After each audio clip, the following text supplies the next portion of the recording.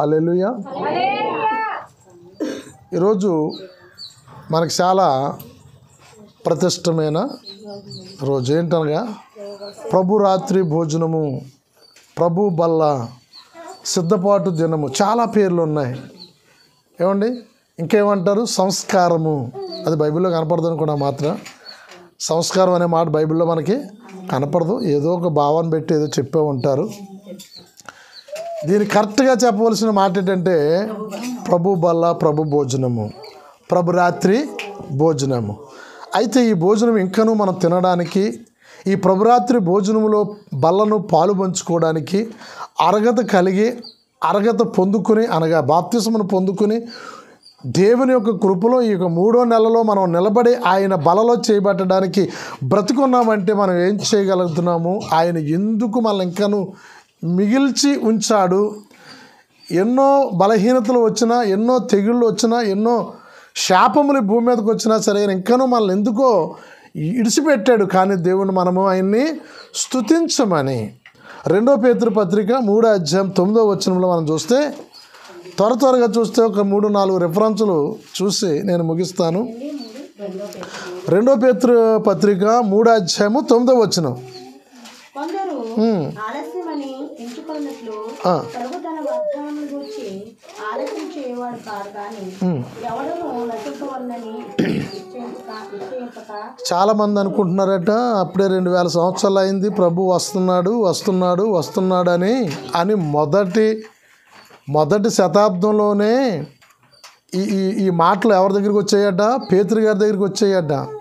ఇదిగో ప్రభు వచ్చేస్తున్నాడు, సిద్ధపడి ఉండమంటున్నావు, ఇంకా ప్రభు రాలేదని 2000 సంవత్సరాల కిందట మొదటి శతాబ్దంలోనే పేతురు గారిని పట్టుకుని అడుగుతున్నారట శిష్యులు.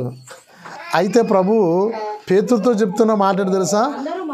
అందరూ మారు మనసు పొందాలని దేవుడు రాకడకును మన పోకడకును ఎందుకు ఆగి ఉన్నదంటే, మన పోకడ ఎందుకు ఆగి ఉన్నదంటే, నువ్వు ఇంకనూ ఒకరికి ఇద్దరికి ఎవరికైనా నీవు కలిగిన రక్షణ, నువ్వు పొందుకున్న రక్షణ, నువ్వు నివసిస్తున్న సత్యమును ఎవరికైనా బోధిస్తావేమో, ఎవరికైనా చెప్తావేమో అని దేవుడు మనకి ఇంకనూ ఆయుష్ ఇచ్చి, ఆరోగ్యం ఇచ్చి మనల్ని నడిపిస్తున్నాడంటే దాని గురించే కానీ స్పెషల్ ఫుడ్లు తయారు చేసుకుని తినడానికి కాదండి. దేవుని స్తోత్ర. ఏమండి ఎక్కడ తిండి దొరికితే మనం అక్కడ పరిగెట్టడానికి కాదు. ఎందుకట చెప్పండి? దేవుని యొక్క సువార్తను ప్రకటించడానికి అందరూ మారు మనసు పొందాలని మనలను పోకుండా ఆఫ్ చేస్తున్నాడట. ఆయన రాకుండా ఆగుతున్నాడట. దేవుని స్తోత్ర.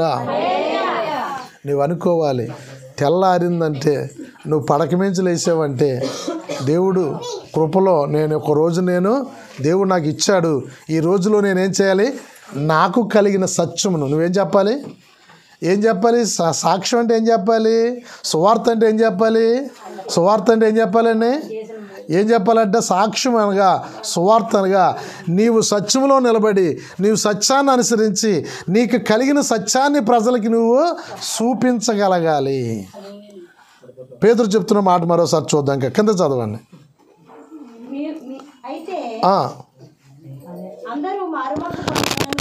అందరూ మారు మనసు పొందాలని కోరుచు మీ ఎడల దీర్ఘశాంతము గలవాడై. ఆయన రావడానికి ఎప్పుడు వస్తాడో సడన్గా దొంగ చూడండి, ఎవరింట్లో పడతాడో, ఎప్పుడు పడతాడో, ఎలా పడతాడో తెలీదు. ఏండి ఏ సమయంలో వస్తాడో తెలియదు, ఎప్పుడు పడతాడో తెలియదు. దొంగోడు అన్నవాడు ఆడికి అలాగ వస్తాడు. ఆయన ఎప్పుడు వస్తాడు అన్నది ఎవరికి తెలియజేసి రావడం అంటే మాత్రము జరగదు. యేసుక్రీస్తు శరీరధారిగా వచ్చడం మాత్రము 100 సంవత్సరాల ముందుగానే తెలియజేశాడు. నేను వస్తాను, మనుషు కుమారుడిగా భూమి మీదకి వస్తాను, మనుషు కుమారుడిగా శరీరం తల్లి గర్భంలో శరీరం దాల్చి నేను భూమి మీదకి వస్తానని అనేకమైన ప్రవక్తలతో మాట్లాడి, కానీ ఇప్పుడు రాబోయేది మాత్రం ఇంకెవరికి కూడా తెలియదు అన్నాడు. అందుకని మనం ఎలాగ ఉండాలా? ఎంత జాగ్రత్తగా ఉండాలా? ఏంటి దబ్బున్న వాళ్ళు దొంగ రాకుండా ఎన్ని జాగ్రత్తలు తీసుకుంటారో చెప్పండి. బాగా దబ్బున్న వాళ్ళు ఏం చేస్తారో తెలుసా? ఒక గోరకావాడికి ఆడ కాంపౌండ్లో ఒక ఇల్లు కట్టించి ఇస్తారంటే ఆడు ఉండడానికి, ఆడు కూర్చోడానికి, ఆడు ఉండడానికి ఉండదా? గోరకావాడు ఉండడానికి గేటు దగ్గర ఒక చిన్న రూమ్ ఒకటి కట్టేస్తాడు, అందులోనే వాడి ఫ్యాను కరెంటు అన్ని సౌకర్యాలు అక్కడే వాడికి ఉంటుంది. ఎందుకని?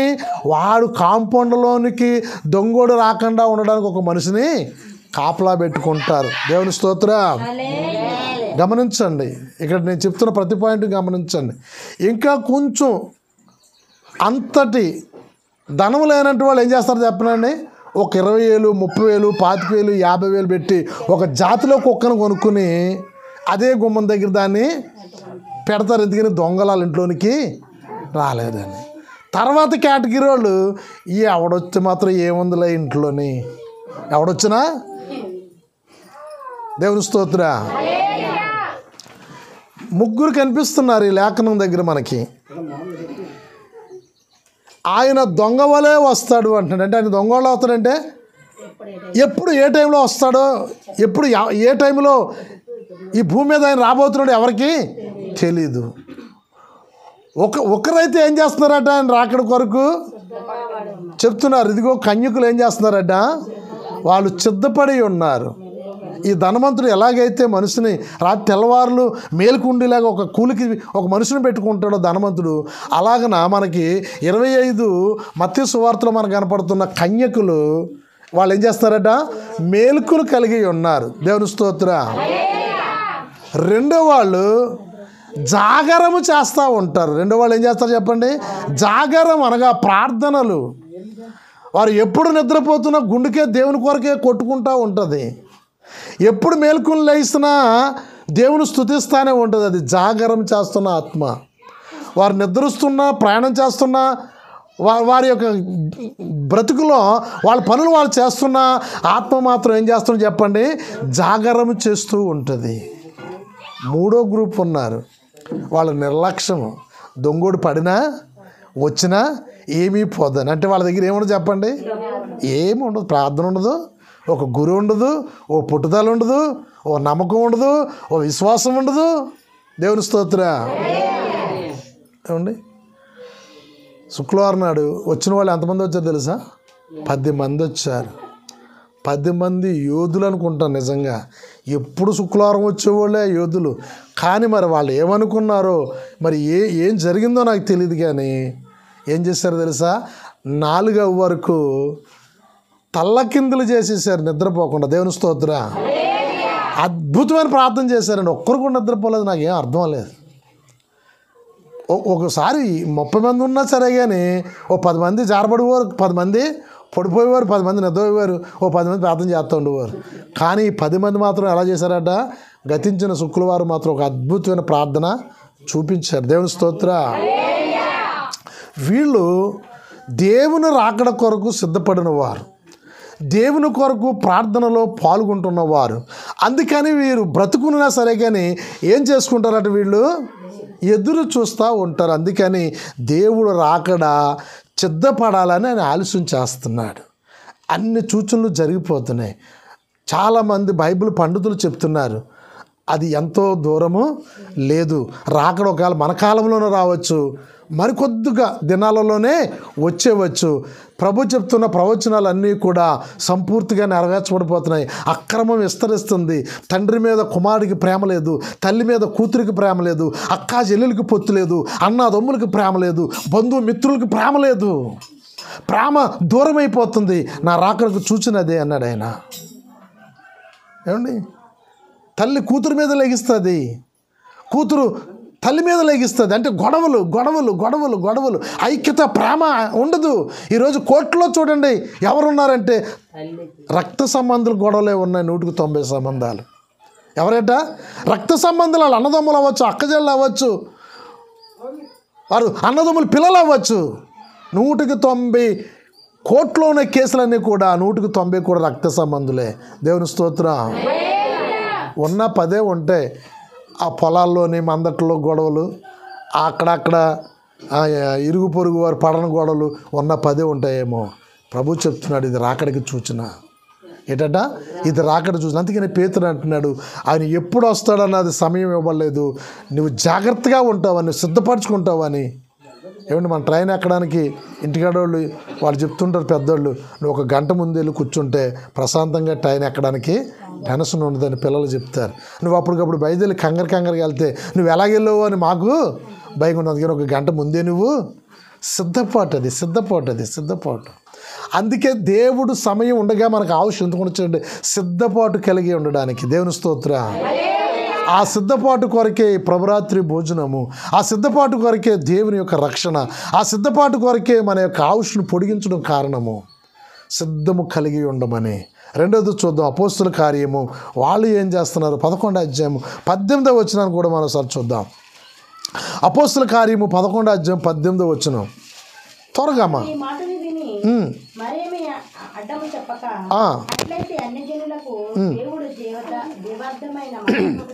అన్యజనులకు జీవార్థమైన మారు మనసు దయచేసి ఉన్నాడని వాళ్ళకి అప్పుడు అర్థమైందంట అండి.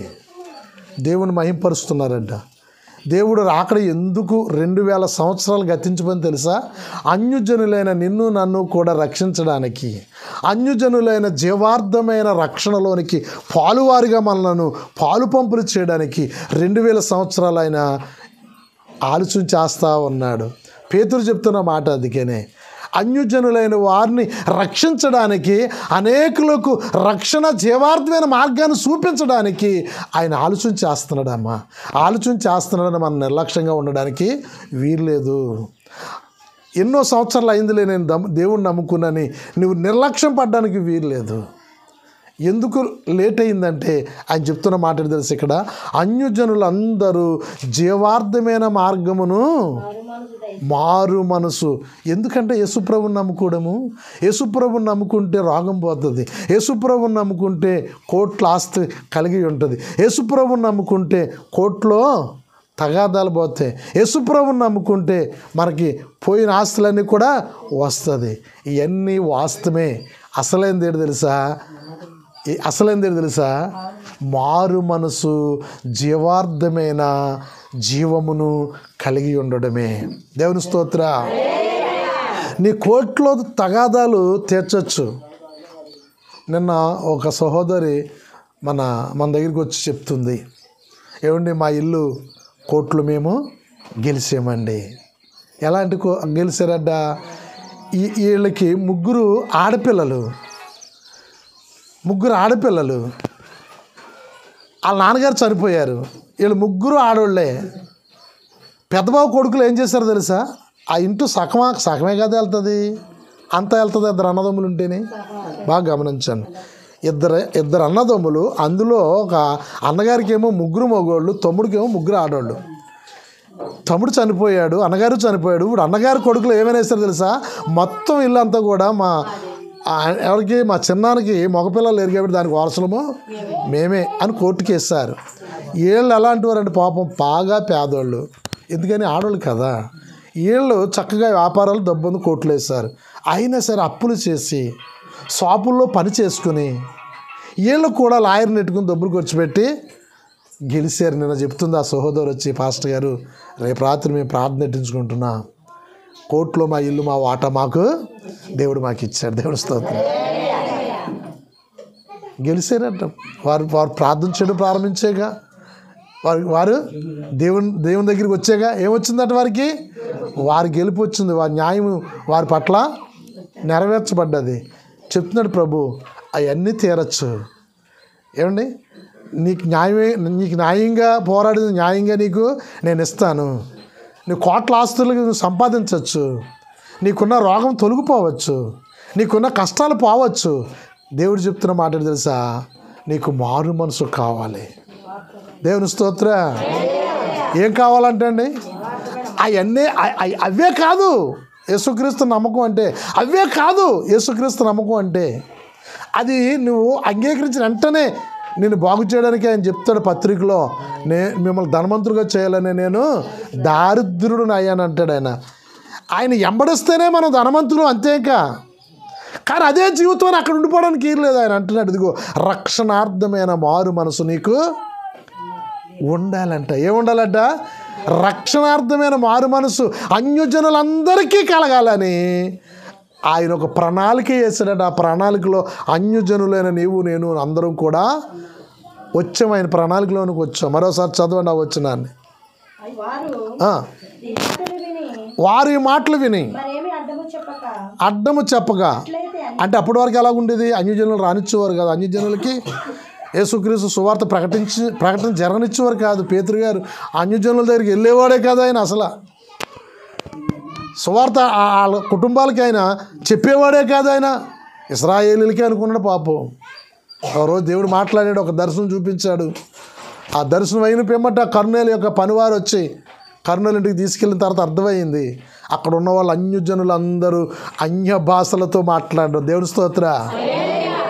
అసలు మొట్టమొదటి అన్య భాషలు మాట్లాడేవారు ఎవరు? యేసుక్రీస్తుతోటి భోంచేసి, యేసుక్రీస్తుతోటి పడుకుని, యేసుక్రీస్తుతోటి రాత్రులనగా పగలనకుండా ప్రార్థనలో గడిపిన అపోస్తులు 12 మందితో పాటు వారితో సహసాహసం గడిపించిన 120 మంది మొట్టమొదటి మీద వాళ్ళు అన్య భాషలు మాట్లాడేవారు యూదులే. అయితే ఇక్కడ కర్నూలు ఇంటి దగ్గర జరిగిన అద్భుతం ఏంటో తెలుసా? అన్యజనులందరూ అన్య భాషలు మాట్లాడారు. పేతురికి అర్థం అవ్వలేదు. ఇంకా దేవుని రక్షణ ఏంటన్న దానికి అర్థమైంది. అప్పుడు యూదులకే కాదు, అన్యజనులందరూ కూడా రక్షణ పొందాలని, మారు మనసు పొందాలని ఆయన ఇష్టపడుతున్నాడు. దానికి సంబంధించిన వచనమే 11, 18 వచనం. ఒకసారి చదువుదాం. చూడండి, అన్యజనులకును దేవుడు జీవార్థమైన మారు మనసు దయచేసి ఉన్నాడని. ఎలాంటి మారు మనసు అంటే జీవార్థమైన మారు మనసు. ఏ మారు మనసు చెప్పండి? మనలోంచి ఒక జీవము బయటికి వెళ్ళాలి. మనలోంచి మనం మాట్లాడుతుంటే అన్యజనులైన మనం మాట్లాడుతుంటే, అన్యజనులైన మనం జీవిస్తుంటే, మన చుట్టూ ఉన్న అన్యజనులందరికీ కూడా మనలోంచి ఒక జీవాత్మ వారిలోకి ప్రవేశించాలి. వారిలోనికి ఒక జీవాత్మ నడిపింపబడాలి. అన్యజనులు నీలో ఉన్న జీవమును చూసి వారు ఆశ్చర్యపోయి బుర్ర కొట్టుకుని, వీళ్ళకి జ్ఞానము, ఈ వివేచన, ఈ భక్తి, ఈ యొక్క మంచి మనసు ఎక్కడి నుంచి వచ్చింది, ఎలాగొచ్చింది అని అన్యజనులు బుర్ర కొట్టుకోవాలి. అట్టి జీవితం నువ్వు కలిగి ఉండాలి. కానీ నీవు కూడా అన్యజనుల్లాగే ప్రవర్తించి, అన్యజనుల్లాగే జీవించి, అన్యజనుల్లాగే మాట్లాడి, అన్యజనుల్లాగే ఎకసకాలు ఆడుతూ బ్రతుకంత అదే అయితే జీవార్థమైన మారు మనసు నీకు లేదు. అందుకని ఆయన చెప్తున్నాడు. మరొక మాట చూద్దాం. 2 కొరింథీ పత్రిక 6 అధ్యాయము 2వ వచనం. 2 కొరింథీ పత్రిక 6 అధ్యాయము 2వ వచనం ఏమంటున్నాడు ఆయన? అనుకూల సమయమందు నేను నీ మొర ఆలకించుతిని, రక్షణ దినమందు నేను. ఎప్పుడుంది రక్షణ దినం తెలుసా? ఇదే రక్షణ దినము, ఇదే అనుకూల దినము. ఒక్క దినం ఒకటి పిలుపు ఇవ్వబోతుంది. ఆ దినాన్ని బైబిల్ చెప్తుంది, భూమి ఆకాశమును గాండ్రంతో లయమైపోతాయి, పంచభూతాలు అని రాయబడ్డాయి. పంచభూతాలు ల్యాండ్రను తండ్రి కేకలేసి అరిసి లయమైపోతాయట. ఆ దినము మనము రక్షణ దినములోనికి ప్రవేశిస్తాం. రక్షణ దినంలోనికి మనకి కలిగి ఉంటే ఆ రక్షణను పట్టుకుని దేవునిలోనికి ప్రవేశిస్తా. యాకోబు పత్రిక అంటాడు 4వ అధ్యాయము 14వ వచనములో ఆయన అంటాడు, మన జీవం ఏపాటిది, మన బ్రతుకు ఎలాంటిది, ఎంత గర్విస్తామో, ఎంత గర్వంగా మాట్లాడతామో, మన జీవితం గురించి, మన వంశం గురించి, మన బ్రతుకు గురించి, మన బ్రతుకుని గురించి ఎంత అతిశయస్తంగా ఉంటామో. కానీ ప్రభు చెప్తున్న మాట తెలుసా? 14 వచనం చదవమ్మా. 4వ అధ్యాయం 14 వచనం. రేపేమి సంభవించునో నీకు తెలియదు. మీ జీవం ఏపాటిది నువ్వు గర్వించడానికి, విర్రవేగడానికి, ఏమండి, నువ్వు వాళ్ళ మీద వీళ్ళ మీద తగాదాలకు వెళ్ళడానికి, గొడవలు ఆడడానికి. నీ జీవం ఏపాటిది, నీ బ్రతుకెంత బ్రతుకు. అంతలో కనిపించి కొంతసేపు ఉండి ఆవిరి చూడండి, అన్నం ఉడికేటప్పుడు ఇలా తీయబోదికి కుప్పున వస్తుంది, చాలా కాక మీద వస్తుంది. కానీ మన ఎత్తు పైకి దాటబోదికి ఏమైపోద్దు కనపడదు. టపాలను వస్తుంది, అంత ఉత్తరం ఏమైపోతుంది. మన ఊపిరి కూడా అలాంటిది అంటున్నాడు ఆయన. మన బ్రతుకు కూడా అలాంటిది అంటున్నాడు ఆయన. ఇంకా ఏ రకంగా ఉదాహరించాడో మన ఊపిరి గురించి ఆయన చూస్తున్నాం. మీరు కొంతసేపు కనపడి ఎలాంటి వారు అంటండి? ఆవిరి వంటి వారము.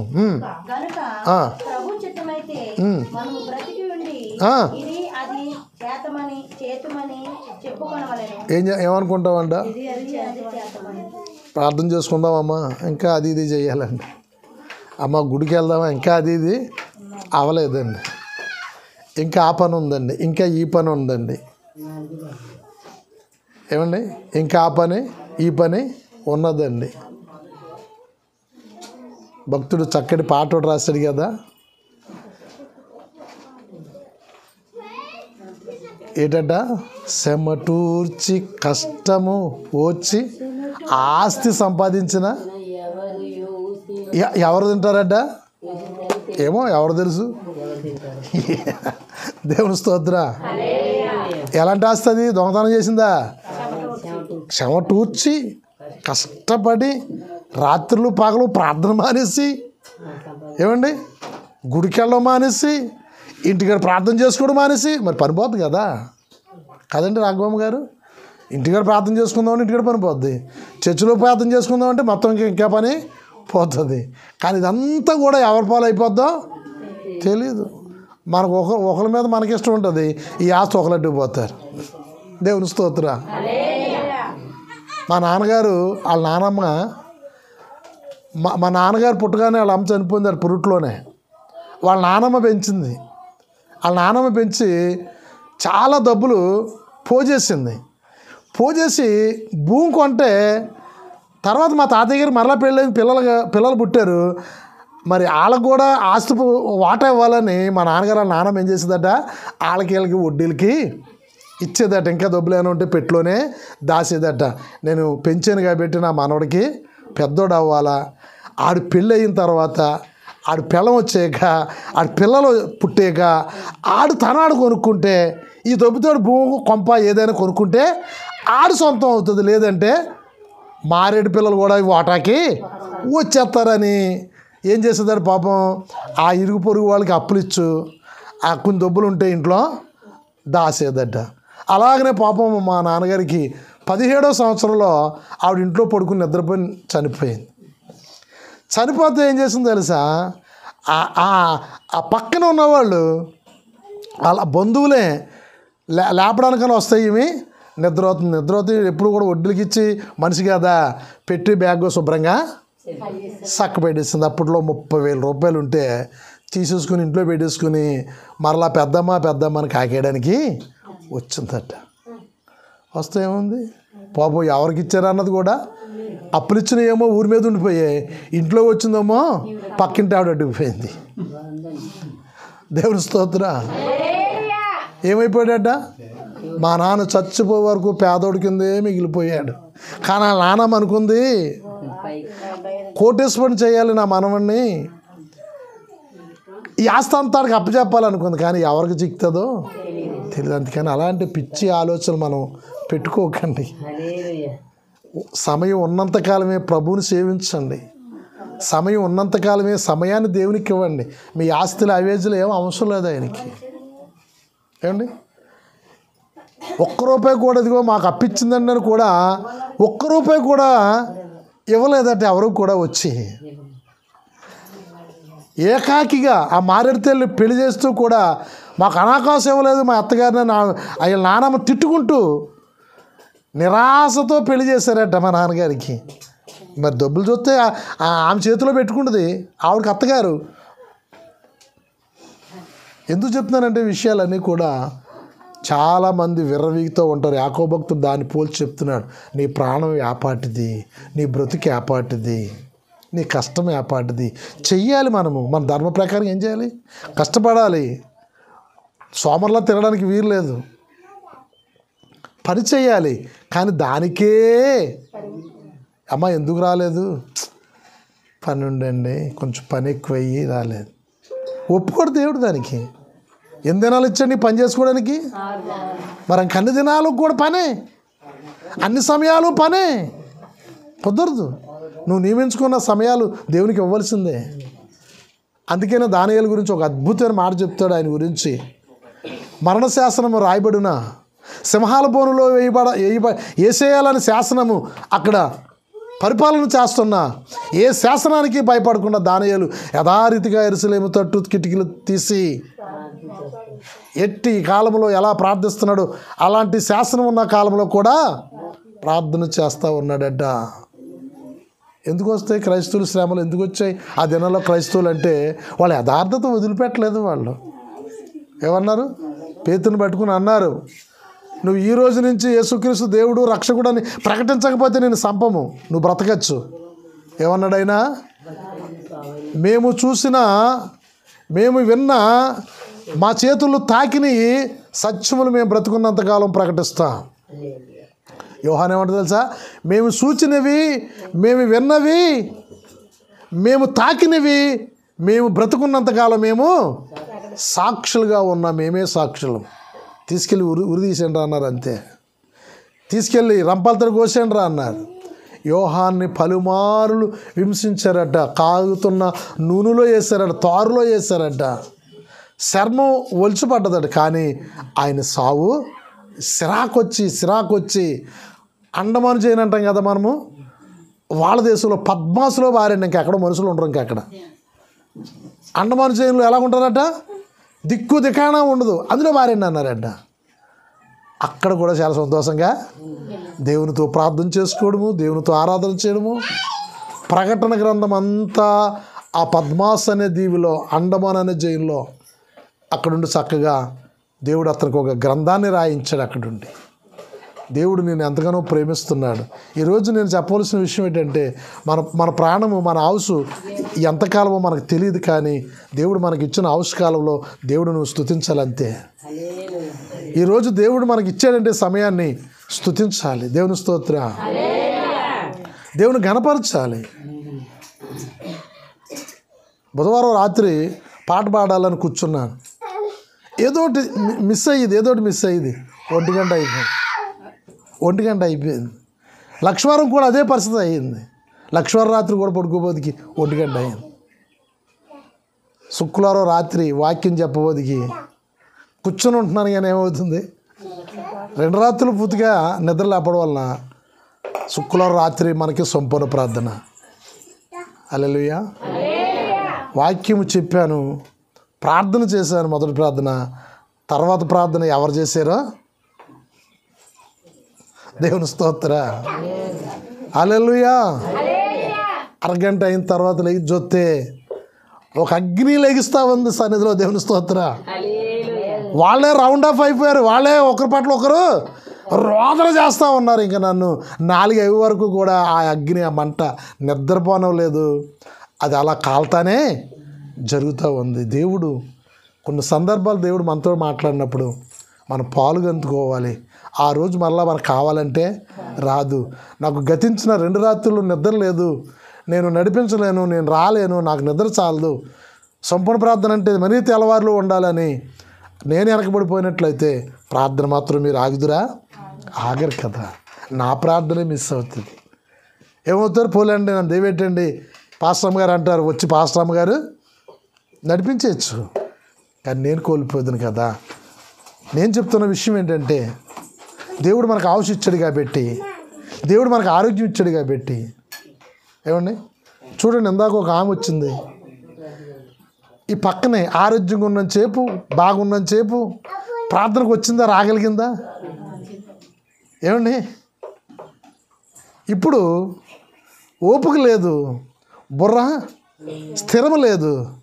అవి ఏదో అంటుంది, నేను ప్రార్థనకి వెళ్తానని. వచ్చి ఇక్కడ కూర్చుంటలేదు. కూర్చున్నా మనం చెప్పిన మాట్లాడికి అర్థమయ్యే పరిస్థితి లేదు. నేను చెప్పేది ఏంటంటే, అలాంటి పరిస్థితి మన జీవితానికి రాకుండా, ఏమండి ఆయన అంటాడు 12వ అధ్యాయంలో, చీకటి కొండలు మీ కాళ్ళకి తగలకు మునిపి మీ సృష్టికర్తని మీరు స్వర్ణ తెచ్చుకోండి. చీకటి ప్రవేశించకుండానే, అలాంటి పరిస్థితులు మన జీవితంలో రాకుండానే, దేవుని స్తోత్ర. ఎలాంటి బలహీనతలు తెలుసా అండి? ఇప్పుడు నడుస్తున్న కాలాన్ని బట్టి మా దగ్గర పనిచేస్తున్న డ్రైవర్ కుర్రోడు నాన్నగారు చక్కగా తీర్థయాత్రలుగానే వెళ్ళారు. ఆయన కూడా పెద్ద వయసు ఏముంది, 50 సంవత్సరాల వయసు.